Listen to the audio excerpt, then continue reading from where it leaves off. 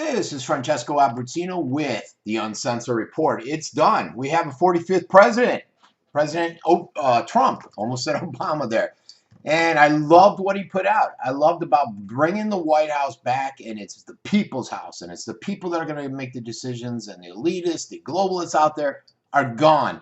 I wish them the best of luck. It's going to be a hard-fought battle. And I just wanted to look at, Obama's out of there. So I wanted to look at his years and what I would view as disastrous years that have, which were the hope and change towards this progressive ideology that he went after out there.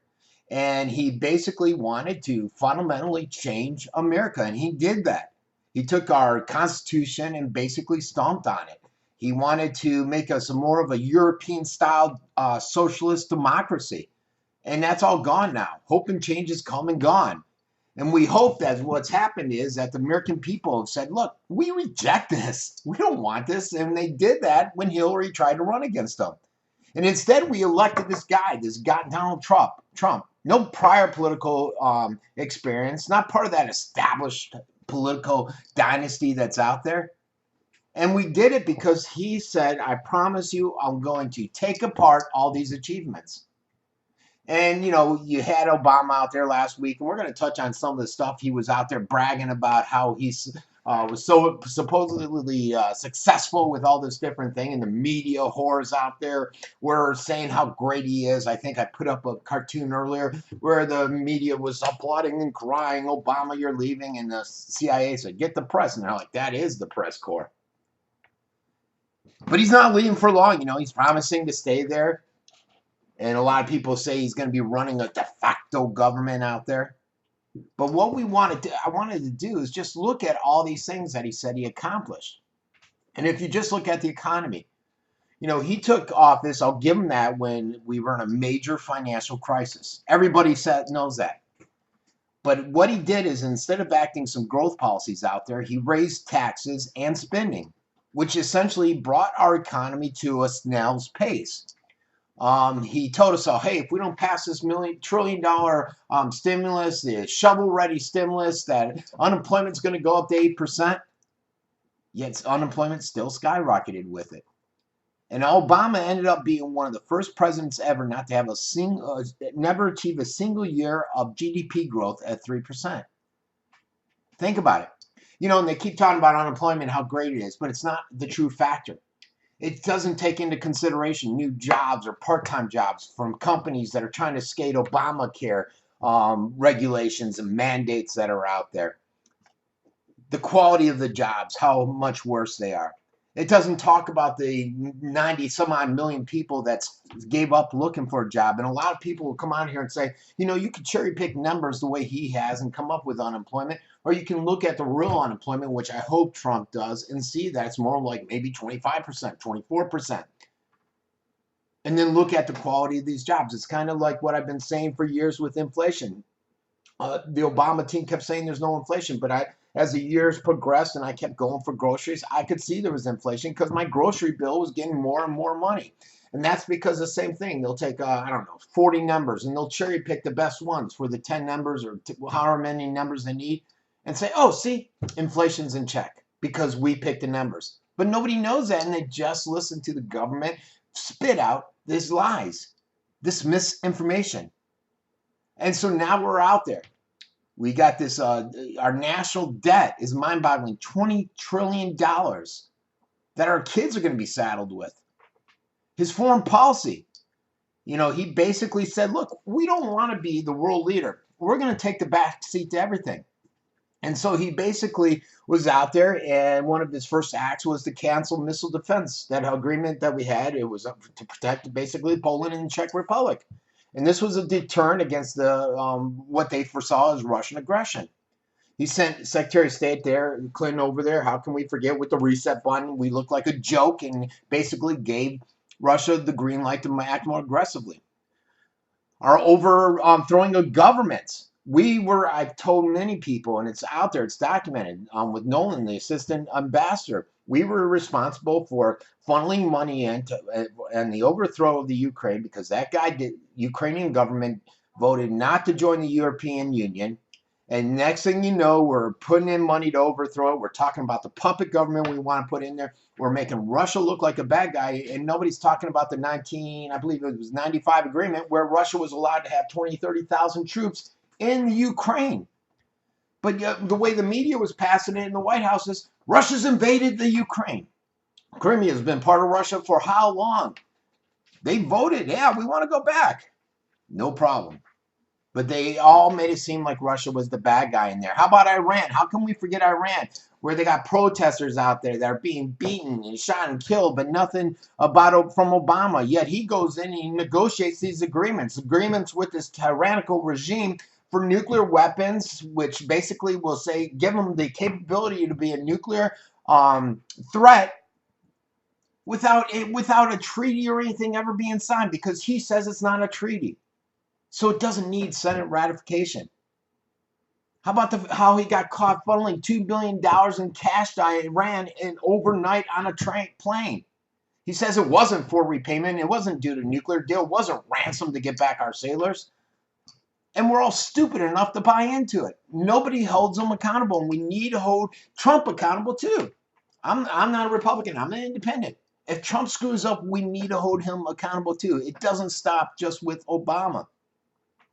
The political retreat from Iraq basically it emboldened the Islamic State to rise up.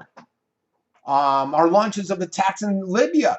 Why are we going to, first of all, we should have never went into Libya. It's come out in documents. It was all over. He wanted to get off the U.S. Reserve. He wanted to go into gold. Gaddafi was a bad guy. I know that. We shouldn't have gone in there and overthrown that country. Now look at it now. Look at it now.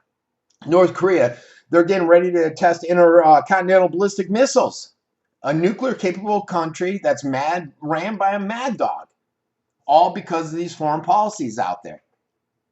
The coddling of tyrannical regimes like Cuba, yet slapping our friends like Israel in the face. Blaming Russia for getting involved in our political system when they didn't. They hacked the DNC. They did not hack the political structure of the United States. Yet it was fine for us to inject ourselves into the Israeli election. Obama did that. Healthcare, the great American Obamacare. There's still 27 million people without health insurance, but he said everyone will have health insurance. Your premiums will not go up. You can keep your doctor. They were all lies. I sit here, I'm one of the ones that I'm not in with big company. I have to provide health insurance. My insurance has doubled essentially since Obama's taken office. My deductibles have gone through the roof. Every time I go to the doctor, I'm paying cash. It's ridiculous. The healthcare costs are skyrocketing. I can tell you a lot more because I am in the industry. Domestic security. Just the other day, he sat there and said, in the past 8 years, there were no foreign terrorist organizations that have executed an attack here in the homeland that was directed by overseas. He's just parsing with the words. In 2009, we had Islamic radical. Now we can openly say Islamic radical, just like we could say Merry Christmas. He went out and he fired at the recruiting station in Little Rock.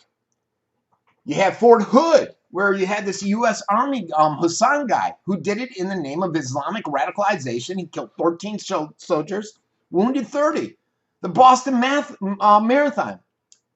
Radicalized Islamic immigrants did that.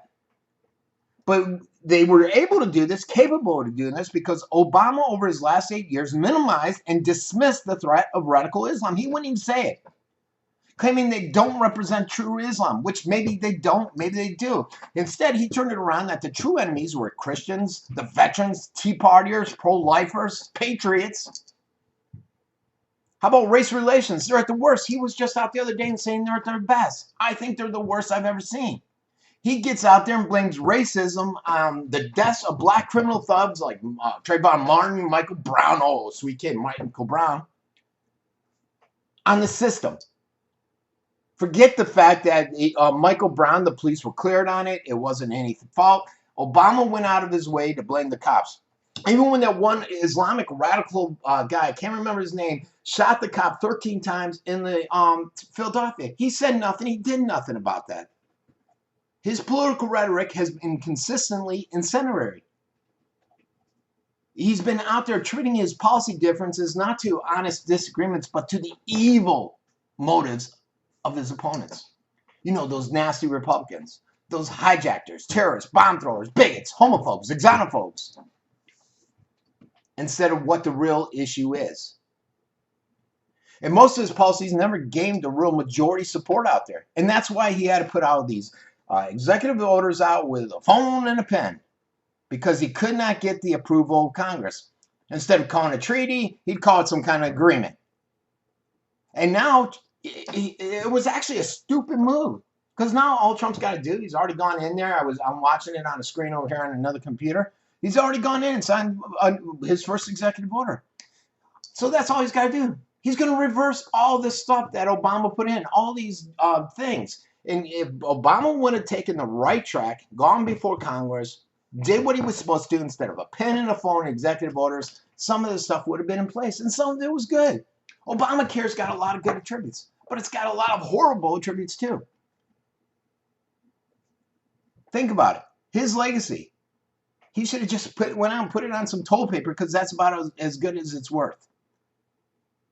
After 8 years of his Obama legacy, there's little more than just a stain to be washed away with the pencil and a phone and a pen that Trump will use.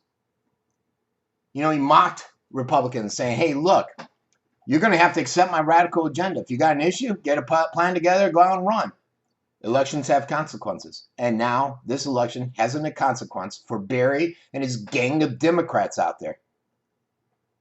With the GOP now in solid control of the country at the federal, state, and many city levels, they're going to go. They're determined to get out there and undo the damage that he's done to his country, both at the national level and the local levels. And so for this guy, all I could say is, don't let the door hit you in the ass on the way out, Barry. And Trump, we're going to keep you accountable too. We're going to hold you accountable. But he's starting off in a good way with that speech he gave, saying it's all about the people. We're giving the power back to the people. This has been Frankie Abbruzzino with the Uncensored.